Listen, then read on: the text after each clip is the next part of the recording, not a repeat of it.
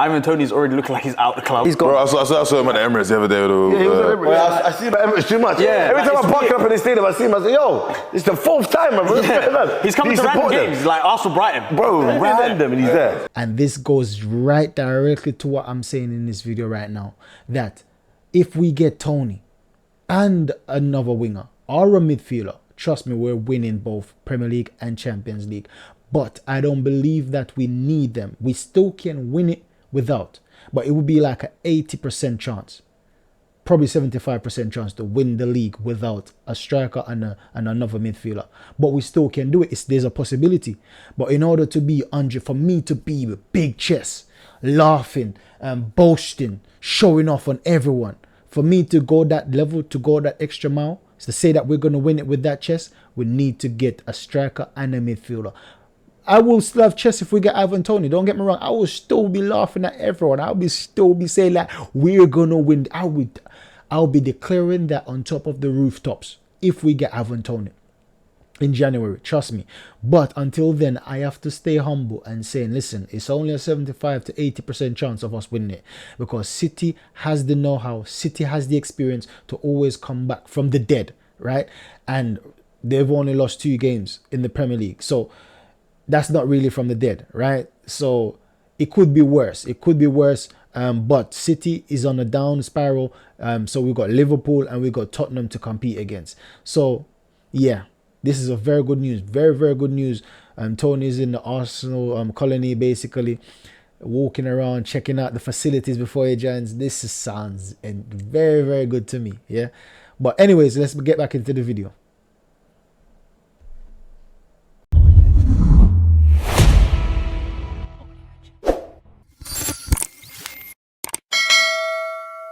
What up, what's up, guys? Welcome back to Rob's Arsenal Recap. And I just want to say a big shout out to all my subscribers. Thanks for watching. Thanks for subscribing. Continue to support. I hope you continue to smash the like buttons and also leave your comments in the comment section below. And if you're watching it and you're not already subscribed, just hit the subscribe button now and help me on my journey to 100 subs. Now, so some Arsenal fans believe that we're going to be winning the league this season. And one of the reasons is because where we sit in the Premier League right now. Right now, we sit on top with Tottenham. Another reason is the signing of Declan Rice. Many believe that the signing of Declan Rice will get us over the line, because for previous seasons we never had a player like Declan Rice before. Someone that's in midfield, that's dominant, that's constant, that's consistent in their performance, in their quality, in their ability in midfield. So many believe that with Declan Rice, we will edge it over the line. Well, now on the other side of the fan base, many believe that we still won't win it, that Man City is basically far ahead of us in terms of quality and in terms of striking department. Many believe that Man City will pip us to the league once again. And also there's another split, which some of the fan base believe that Liverpool will win it and not Arsenal or City. So the question I'm asking right now, can we win the league? Can we win the league without signing a striker in January? Because personally, I believe that 100%, if we sign a striker, like for example, Ivan Toney or Victor Osimhen, I believe that we can win the title, right? I believe we can win the Premier League title and even potentially winning Champions League. Yeah? I believe if we get 2 players of this caliber in these positions, we can win the league. Now, leave in a comment, before we go any further, leave in the comment box below. Let me know what your thoughts are. Let me know if you think we can win the Premier League with or without signings, because some fans believe that we're still short.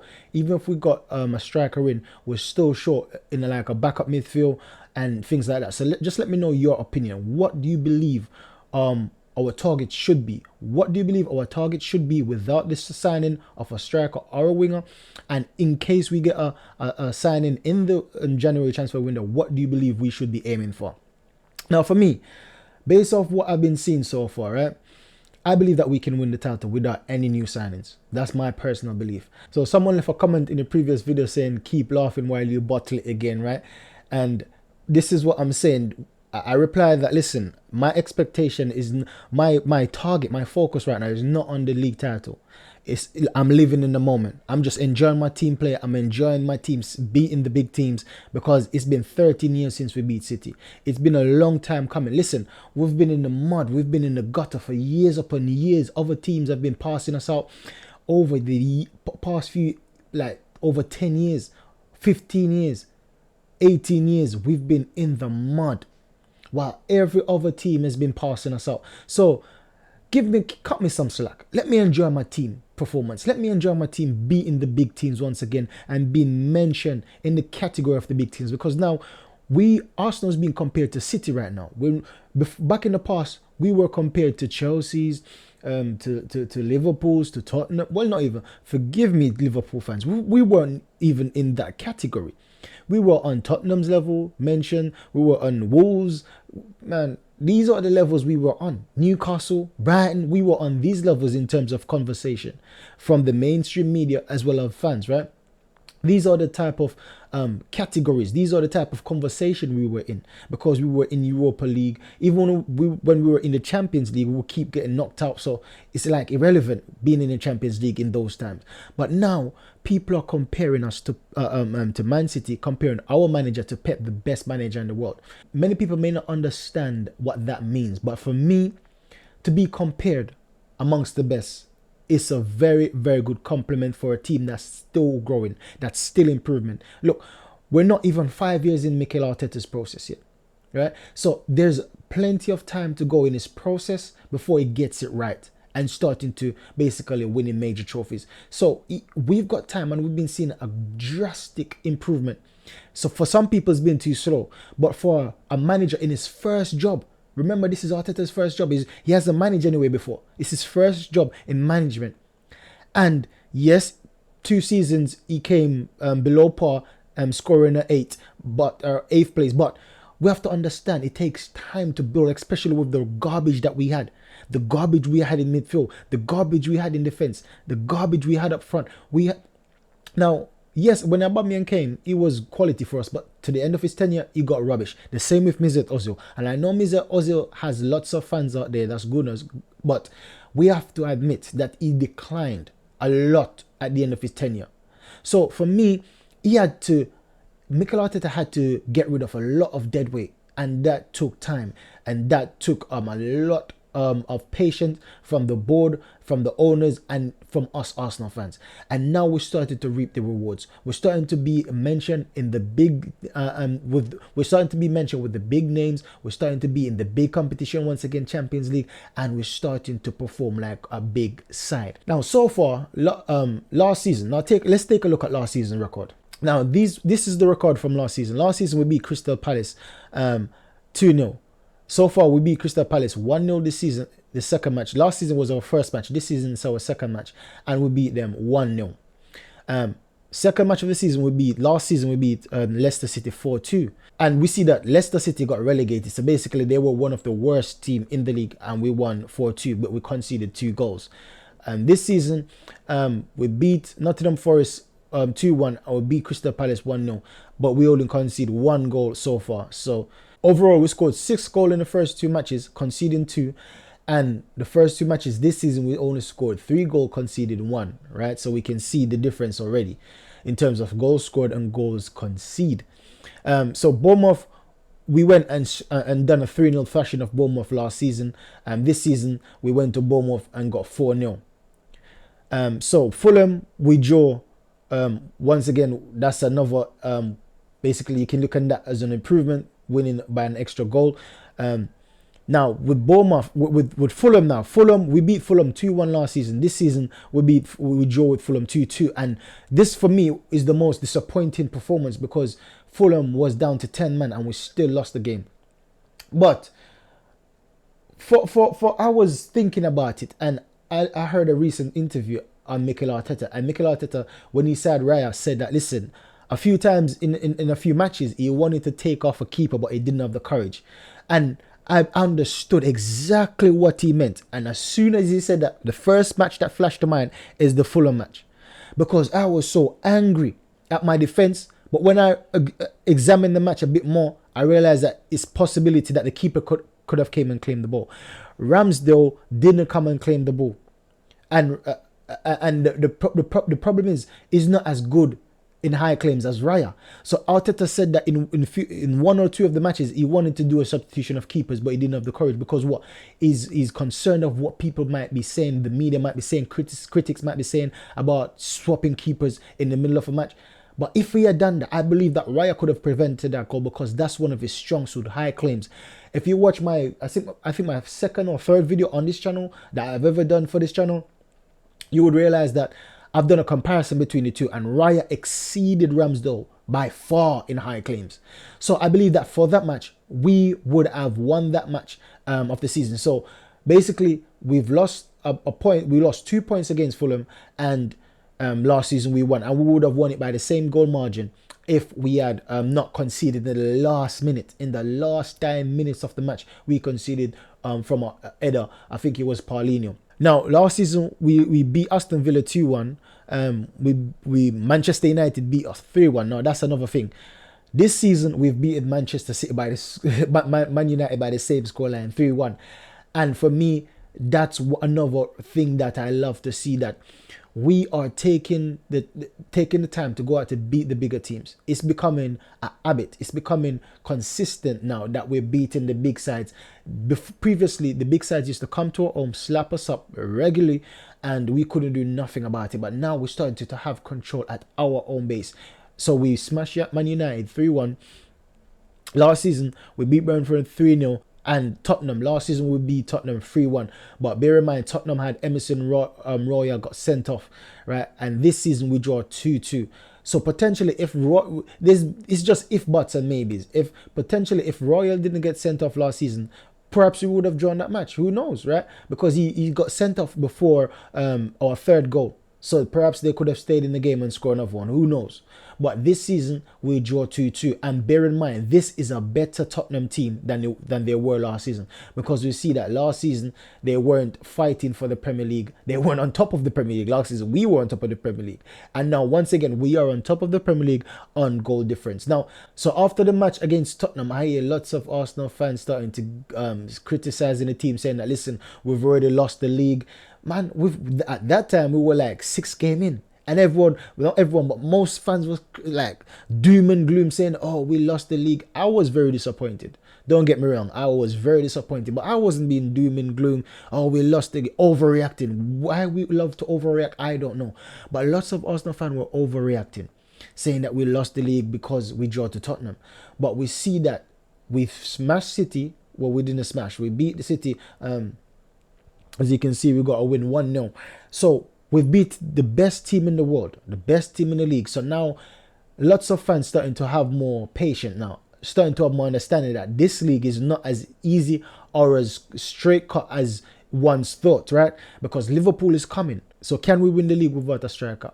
And I believe yes. And so my first reason is because right now we're on top of the league and we're performing very well with just what we have right now. As well as we signed Declan Rice. Declan Rice has been very good in the heart of midfield. Previously, Partey has been very good, but he's been inconsistent, as well as he's been injured a lot. And even this beginning of the season, he's been injured. But luckily, we had Declan Rice, because if that was last season, that's it. Title hope's gone. But now we have Declan Rice as a cover, or even a replacement for Partey. 2 seasons ago, we missed out in 4th place, and I believe that was a very, very good lesson for the boys. And that potentially gave us some grit. That potentially give us some know-how, right? Because losing out on the 4th place, we had to basically bear the pressure from the fans. We had to the players, not us, not me. The players had to bear the pressure from the fans. They had to basically cope with all these the criticism that's been thrown their way, bottle jobs and all these things. They had to cope with it. And for me, that improved their mental strength. So after that now, and the reason being, most people, if we can come to a consensus, is because that Kieran Tierney got injured and Thomas Partey got injured before leading up to the end of the season. And that's why we started to drop points, because we didn't have adequate replacements in those areas. So we lost out in 4th place 2 seasons ago because of that. For me, it was an improvement from the previous season, right? But many people said that it's not improvement because we didn't hit the 4th place target, or we didn't achieve anything of significance, right? So for me, it was an improvement. Now, last season now, we smashed the target of 4th place, which was most fans basically target to get 4th place. We were competing for the title. Now we fell off, right? Once again, because of Partey. Partey, he was playing so poor coming down to those few matches. So poor. one of the poorest person for us, as well as William Saliba was injured. And Saliba has been our best defender for the past few seasons, and he was injured, right? So Saliba being injured, Partey's not performing.